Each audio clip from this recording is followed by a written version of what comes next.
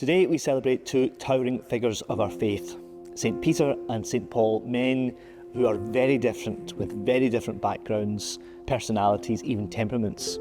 But they're united in one thing, their total surrender, their complete self-gift to Jesus Christ and to his gospel. So here is what stands at the heart of today's gospel. It's this message. God chooses ordinary, imperfect people to do extraordinary things in his church and in the world. Let's begin with Peter. So he was a fisherman by trade, a man very often of impulsive speech, often stumbling in his faith. Remember, he walked on water, then sank. He confessed Jesus as the Christ and then tried to stop him going to the cross. He swore he'd never abandon Jesus and then denied him 3 times.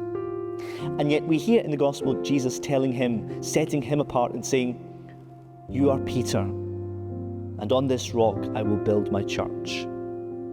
Jesus saw not just who Peter was, but who he could become through a life of grace. And then there's Paul, a Pharisee, a man who once bitterly persecuted the church.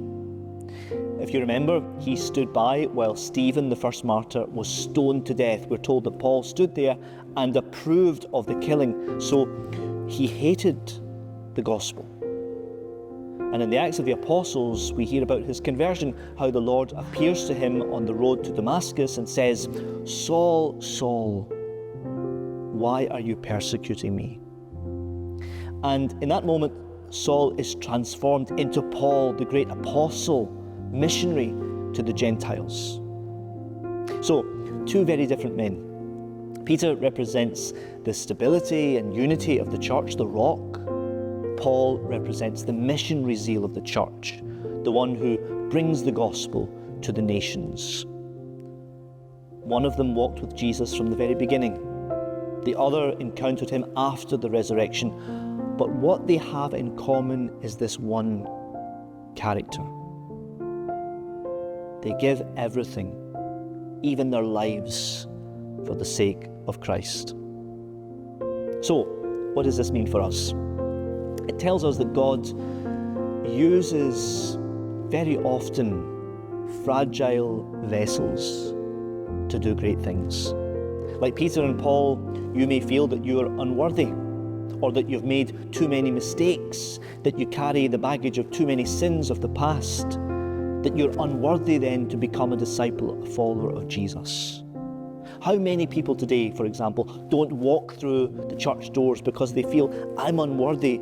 We hear sometimes people say, if I walked into the church, the whole place would fall down on top of me. Because there is this sense of our unworthiness, we carry with us the baggage of our sin. It's not a case of being worthy.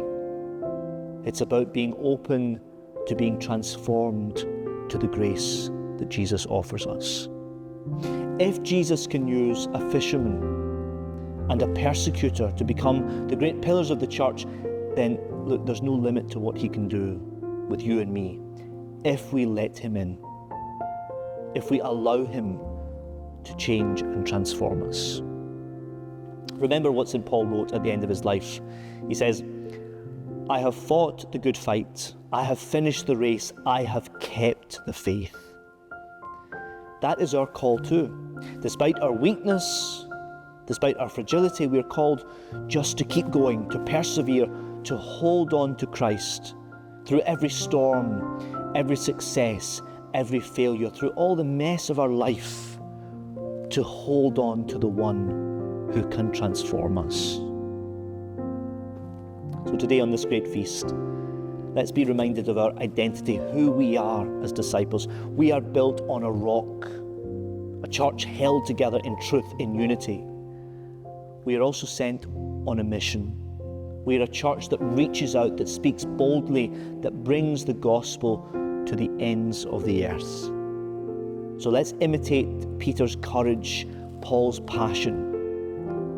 Let's never be afraid of our weakness, of our past, but surrender it all to the transforming grace of God.